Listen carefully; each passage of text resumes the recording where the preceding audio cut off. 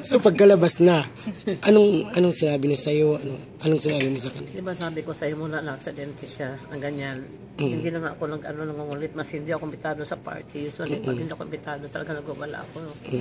This time parang tinitiis ko na lang talagang. Hindi naniniwala talaga kayo hindi kayo invited o sabi niya kasi hindi nila doon tatanggap ang text? Hindi talaga ako invited.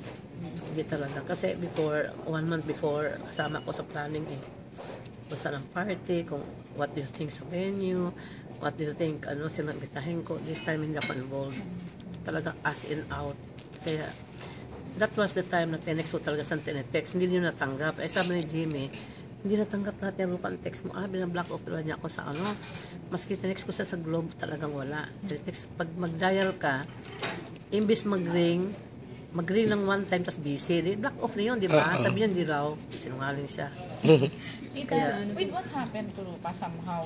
Hindi po yung naging way din sa inyo para mas lumambot ng konti at ma-accept nyo nga itong si Jordan? Hindi nga kami lalo nag-uusap kasi alam ko, kasi sabi sa akin dalawang bagets, lagi daw nag-aaway.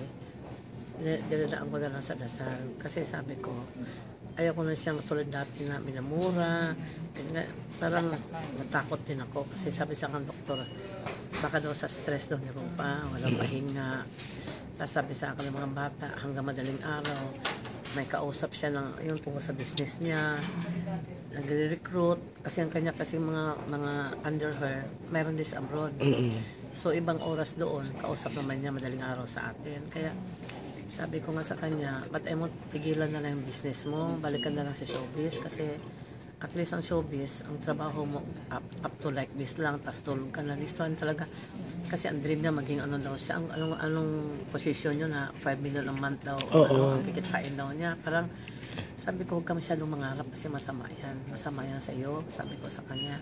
Yung top distributor. Wala na siyang time, tawagan mo yan. Talaga wala siyang time. Everyday meron siyang ginagawa. Meron siyang nga tita over patinggan talaga. Siguro nga, di ko alam baka sa trabaho niya yun siguro at the same time, away din ng boyfriend niya, ewan ko sa kanya. Pero sabi ni Rupa kanina, 2 years na sila and parang okay naman, parang kunyari lang yan din, naniwala ko sa anak niya, no? Sinungaling naman yan Chine-check nyo talaga with Lorraine and Venice yung ganun pong kung paano ba? Oo, yung dalawa kasi kakampi ko yung dalawang yan kasi mahilig sa shopping, pero yung shopping ko sa pagsasabi ng totoo.